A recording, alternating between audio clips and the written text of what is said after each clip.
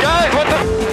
Valtteri, it's James. There's something loose between my legs. What the this guy doing? I don't know. Triple major nutsack. Come on! No more radio for the rest of the race. Hello everyone and welcome along to the Reserve Drivers Podcast, our first for season 2019. I'm Tim, he's Luke, and morale's low. We're in black, we're in mourning, because Paddy Lowe has left Williams. Should we take a moment's silence? I'm tempted to take a knee. I'm tempted to take a whole podcast silence. I'd like to offer some words.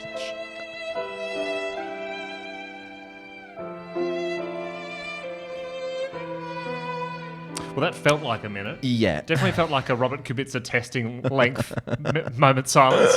Paddy Lowe has left Williams. And it just adds to the sad saga that is Williams at the moment. I have some exclusive information from the team. I want to kick things off with the Please Reserve do. Drivers exclusive. I've got the official communication from Williams, and the press release here says that Paddy Lowe has confirmed that Paddy Lowe has sacked himself. And that is hot off the presses. This is an exclusive. Paddy Lowe said, Paddy Lowe has been a sensational technical director, Paddy Lowe said. Paddy Lowe said that he came to an agreement with Paddy Lowe about Paddy Lowe's replacement, and it will be Paddy Lowe. So that is good news for Paddy Lowe at least, but also bad news for Paddy Lowe. Very. A real Paddy Lowe moment in this podcast. I reckon we'll hit further Paddy Lows. Don't you worry, Timbo. We can go even Paddy lower. Don't worry about that. The other thing at the moment is of course, Williams is under threat because some of their car parts are technically illegal. Really? Illegal. Well, and the point I would like to make is that if this is how fast Williams is going with an illegal advantage, how slow are they going to be going when their car is fully legal? I reckon they can break all the laws. We just need them to be within that 107%. Yeah, you're in trouble when you can't even cheat correctly, They can't aren't you? even cheat. They're getting an unfair disadvantage at the moment. I've got some details on the illegality of the car. Okay. A lot of it centers around the wing mirrors. Okay. Apparently, few people have complained that they're more of an aerodynamic device rather than a wing mirror. But I personally think that if there's any team that can go without the rear view wing mirror, it's probably Williams. I mean, they get the blue flag anyway. That tells them all they need to know that someone's coming up behind. So what you're saying, they're in no jeopardy of seeing cars behind them? They're in no jeopardy. They're absolutely fine. Okay. Because apparently the wing mirror that they're using is concave, so it adds an unfair... Oh, they didn't go for a convex. They didn't go... They went Vave, not Vex. Remember, that's that Paddy Lowe point we were talking about a minute ago. But I don't see what the big problem... I mean, Robert Kubica's right arm is concave. I mean, there's no problem with that. That is just a natural shape for Williams. That is a Paddy Lowe. That is a real Paddy Lowe point. Paddy Lowe. How Paddy Lowe can I go? We've set the bar Paddy Lowe today. Off to a flyer here. And what I found interesting was George Russell seemed so unfazed by the disaster that was going on. Just have a listen to his thoughts on the proceedings. Are you confident about getting back out soon? Oh yeah, definitely. This is the normal procedure. Just come in, do an install lap, make sure everything's all good, nothing's leaking, and so far so good. This is the normal procedure. Arrive a day and a half late to testing. Don't do any serious laps until day 3 and 4. Normal procedure. All good. Do you think a year ago he was making a PowerPoint presentation to Toto Wolff that anywhere in that was the normal procedure was a 3-day late? I have it on good authority that when Russell did that PowerPoint, he was a day late to that presentation, and he didn't have the full PowerPoint. He only had Microsoft 2017. Yeah, and exactly. It was a bit from last year, wasn't it? It was a bit from last year, yeah. And he did it on his Rocket 3D phone, which always adds another level of complexity. By the way, shout out to all our viewers watching us on their Rocket 3D phones. I know we're in 3D. Whoa, it's crazy. Yeah. That's funny though. Williams has no car, Rockets have no phone, so it's all adding up. It's the perfect partnership. They just need Rich Energy to come on board because then that's the perfect trilogy. Well, Tim, Williams are in a sad, sorry state. And I would like to rally the Australian crowd. Okay, it's our home city, our home country. We're in Australia now as we gear up for the Grand Prix. Of course. And I thought they're coming to Australia. They're struggling. I'd like to start a movement, okay? And, in the past, when there was tragedy in the cricket world, everyone put out their bats as a sign of respect. So what I've done, and what I'm calling all Australians to do, is to... Put out your concave mirrors? Is to put out your Williams Racing Rexona aerosol can. Look at that. Okay? That's what I use every morning. When I'm a day late to work and I don't show up on time. On the label here, it says Motion Sense Technology, so they're already more advanced than the Williams car. This deodorant can't even detect a Williams moving. So, Australians. And also, I should add, it's only available in Australia. Oh, really? You can only get this in Australia. Well, you definitely can't get it in Barcelona. I know that much. Isn't it funny how... That's a good one, Timmy. I think that was a Paddy Lowe. No, that's Q3, man. That's Q3. That was a Paddy High. Isn't it funny how the car sponsored by the deodorant company is the one that stinks? I mean, isn't that... Boy. There's something tragic about that. We might give that away later on in the show. Yeah, so please, get on Instagram and Twitter at The Reserve Drivers and hashtag... Put your pits out. Put your armpits out for Williams. Put your pits out. We might need a pit stop in a moment, just judging by the sweat in this room, by the way. You want to keep it here or you want to... What do you reckon? I thought we should just like Williams disappear throughout the show. Hang on, what's that? You're leaving for personal reasons. All right. All right, Tim. That's just normal procedure. That's just normal standard procedure. You bring your deodorant can out, you put it away. Exactly. We'll come back to Williams, but another massive story during the week. Ferrari. Oh, you're big on this, Tim. I'm big on this. Losing or having to hide Mission Winnow, their chief sponsor. They've now transitioned into Mission Winnow because of the Australian tobacco advertising regulations. They've got to get all branding off that car. This is a big deal. Big deal. Ferrari putting up a stink. There's talk that it will return in Bahrain. It'll be off 1 week on the next. Hey, I understand that. Quitting smoking is hard. Quitting smoking is not easy. No. I have on good authority that they're working on a fix. They're going to put a giant patch, a Nicorette patch over the back of the car. That's only temporary, though. I mean, it still might get temptation.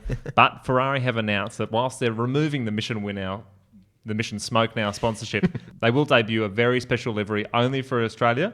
And we have the exclusive livery now. Have a look at this. It is a plain packaged SF90. No smoking advertising. Smoking is bad. The Australian government, they're going to love that because that is in beautiful tobacco cancelling green. That looks like a Maurizio Rivabene post sacking. I think that's his eyeball, by the way. Tough story, tough week for Ferrari. The biggest loser in this, and the person I feel for the most, is the little guy, Philip Morris International. They're a humble, small business just trying to smell dangerously toxic, addictive drugs to millions of people. I mean, you've got to support business, don't you? You have to support local and support small business. Exactly. A Mission Winnow, that's not tobacco advertising. Just because it's a tobacco company advertising does not make it tobacco advertising. No one even knows what Mission Winnow is. I don't even know what it is.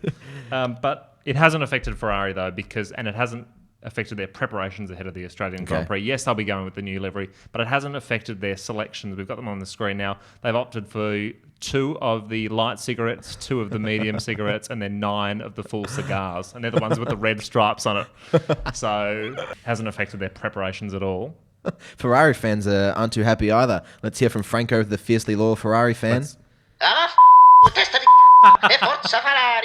You can't win. You can't win with those Ferrari fans. And it was the clean version of that, by the way. There was stuff that we definitely couldn't... Hey, we can't win with the Ferrari fans, but weren't they on top in pre-season testing? Oh, they were just loving it. Light years ahead of... They were setting the pace. Although Charles Leclerc, their new driver, he was keeping a pretty cool head over things. Doesn't want to get too carried away. Let's take a listen to him now.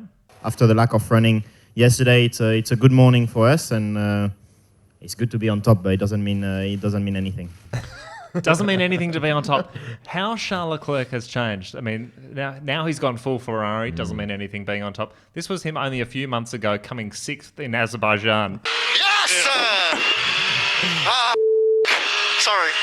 Sorry for the bad word. I mean, he's gone through a remarkable transformation, but he's looking really good for 2019.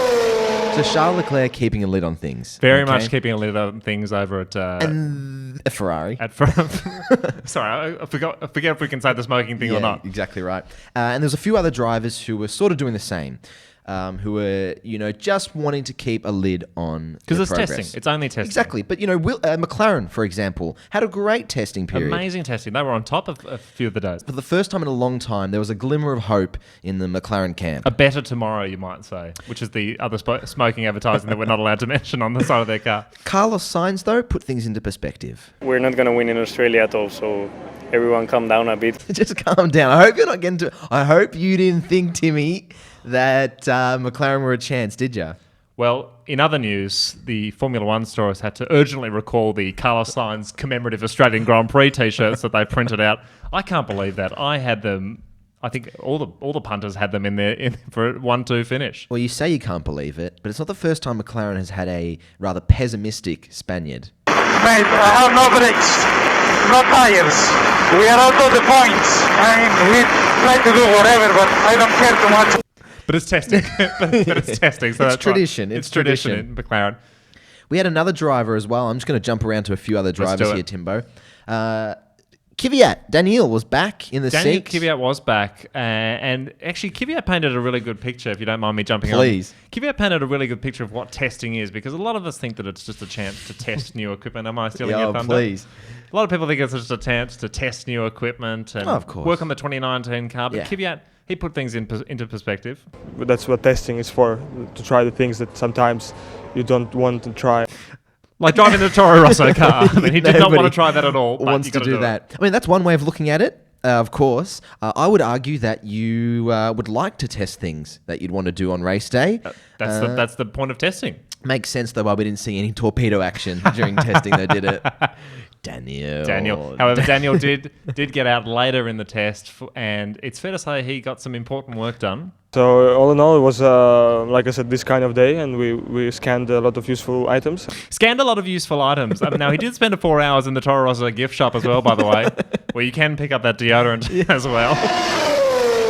But of course, testing's a complicated time because there are a lot of unanswered questions. There's new parts, new drivers, new cars, new regulations. Exactly. A lot of questions that we need answering. Who better to do that than Formula One's Will Buxton? Here he is answering the question of how will Mercedes go in 2019. Have they learnt enough?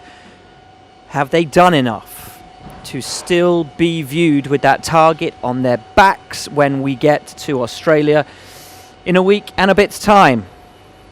I don't know. Thanks, Will. You can hear the full excerpt from that quote on our website, but that is Will Buxton providing his trademark brand of hard-hitting analysis and up-to-date information. I love how he's always has a contemplation and will see if Ferrari can.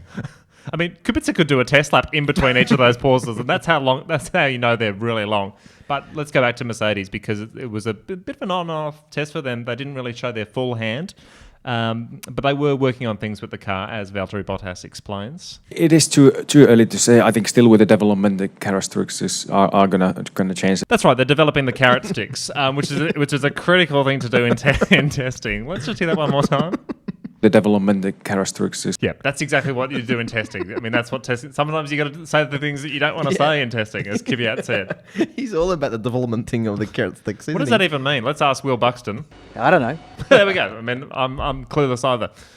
But it was a great week for Mercedes. Obviously, Bottas there, Hamilton as well, his teammate for 2019.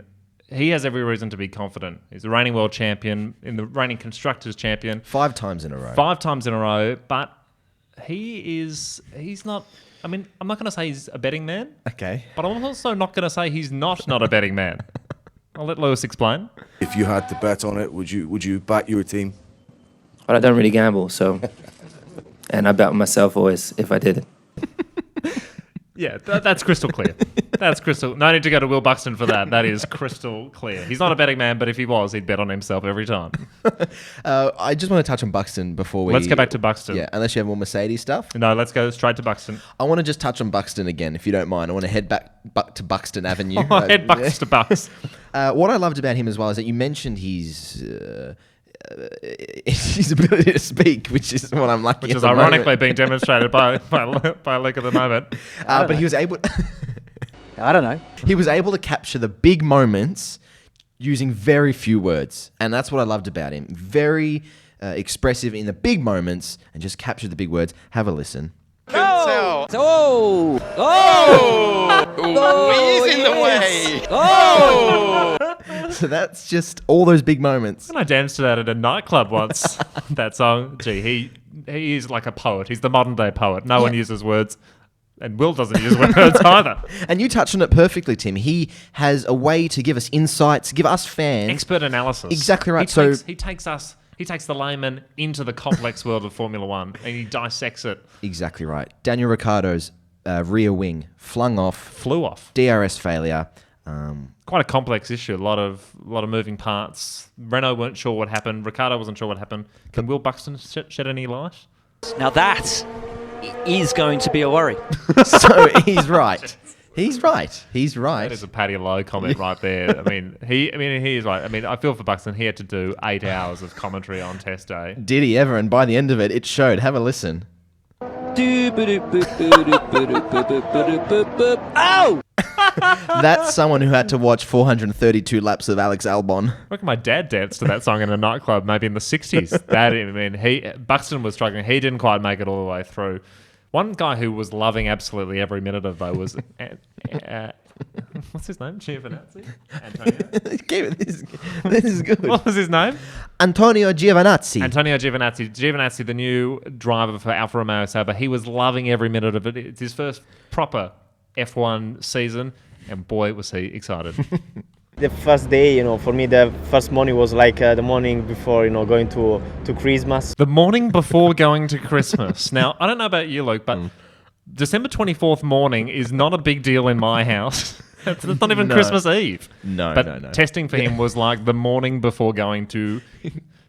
what did he say? It's like the morning before, going to Christmas. To Christmas. That's right, to Christmas. Christmas. I hope you're not having fun having to go at the Italians. I would never do that. Settle, Franco. Where's that deodorant? Yeah. Exciting for Giovinazzi's first proper season in Formula One. And he was able to quash the rumours that an Italian can drive a Formula One car even without using their hands. Okay? I didn't quite see footage from his dash cam, but I'm not entirely... I think there was a bit of elbow action in there. He was still talking on the Jury's team. out in Australia. On the team radio. Yeah. Testing is crucial because it's the first chance the drivers really get to get comfortable in the car and to get a sense of what it's like inside the car. And it's what's inside the car that really matters. Here's Charles Leclerc talking about the feeling inside his car. For now, I wouldn't comment too much because it remains testing, but the feeling is good in the car. Good to have good feeling in the car. Best. However, Romain Grosjean, his feeling is slightly better. The feeling is better than it was on day one. I don't know what kind of pastry those two French Monegasque guys have got going on inside the car, but they had some good filling inside that car. Guy who didn't have good filling was George Russell. Have a listen to this. I think he's eaten something a little bit off because I think he develops gastro mid-sentence. Okay. Check this out. Having that experience for me last year makes me understand what that is really. There is some not good filling in that car. I don't know what it is, but good news though, he did manage to complete an installation crap, so that was good. He got it out. Where's that deodorant? That is an absolute Paddy Lowe moment right there. But going back to Williams, we touched on them at the top of the show. Very mixed feelings down there at Williams. Obviously, Russell's got a bit of gastro.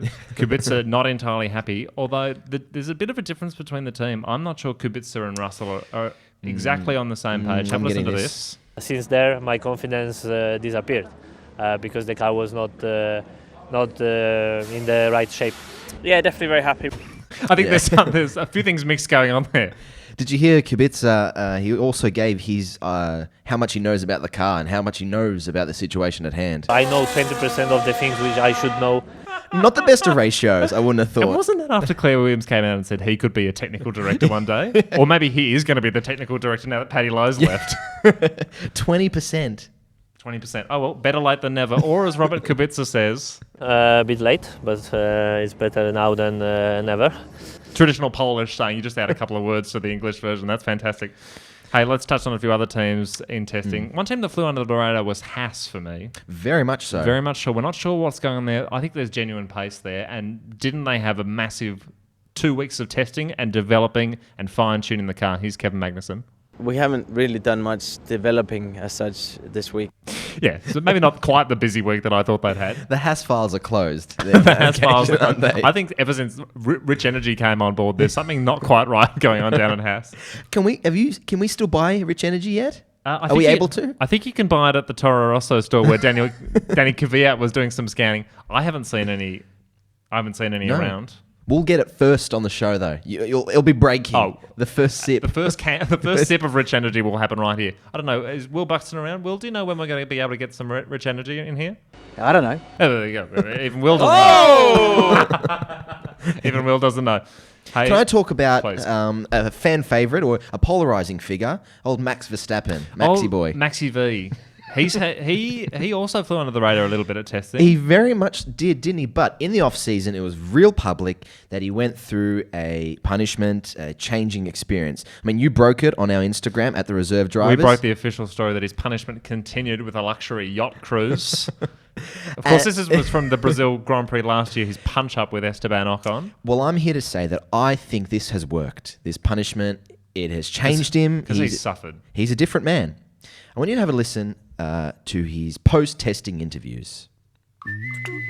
Hi guys, in general very happy. I'm happy about that. Also really happy, but in general I'm very happy about it. So very happy about that. Very happy with that. And so very happy with that. Yeah, very happy about today. And I was smiling, very happy. Yeah, really nice group of people to work with as well. So very happy about it. He's happy. I mean, there's a guy that's been through a lot of punishment. I mean, and he's come out the end of it with a smile on his face. So good on him. I put it to you, Tim, though. You're a big thinker of F1. You think about the game and the sport and the spectacle. I mean, I'm no Buxton, but I like to think of myself as a bit of an expert. Well, I put it to you. You can have all the new front wings. You can have all the new aerodynamics regulations, Liberty Media hoo-ha. But the single thing to keep F1 fans rocking up to the arena, track, and putting bums on seats is about having this Verstappen back. No, don't worry about it. What an idiot. No, I know what to say. That he was being a but I really don't care. Because that is... I think if I get a few more, I'll headbutt someone. That's the Verstappen we want. I miss Mad Max. Yeah. I miss that Verstappen. He's the one I prefer.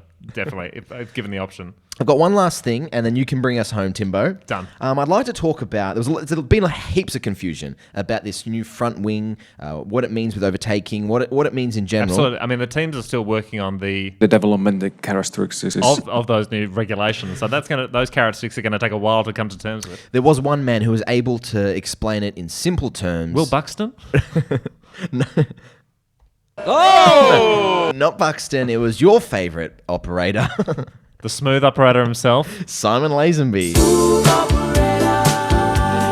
I want you to have a listen. It's a little bit long-winded, but he does make perfect sense of this new front wing and what it means to F1. If you think about 3 columns of air hitting the front of that car, you used to have the turning vanes on the end plates, didn't you, outwashing the air away, if they could, to the stream of air that's going under the nose from the turning vanes, and then they're trying to accelerate around the side pods at the end. To accelerate that, at the back of the car, you then get an area of low pressure, fast-moving air, draws the air under the car faster through the diffuser. Okay, so I don't think he could have explained that any better. That's in layman's terms. Did that come with a translation by any chance? What the hell was that all about? Well, you make fun of him, but he was actually explaining a very well-known phenomenon. Then you get the Venturi effect. The Venturi the effect. Venturi effect. How could I not? In fact, here's a way you can demonstrate. Can of deodorant, turn it on.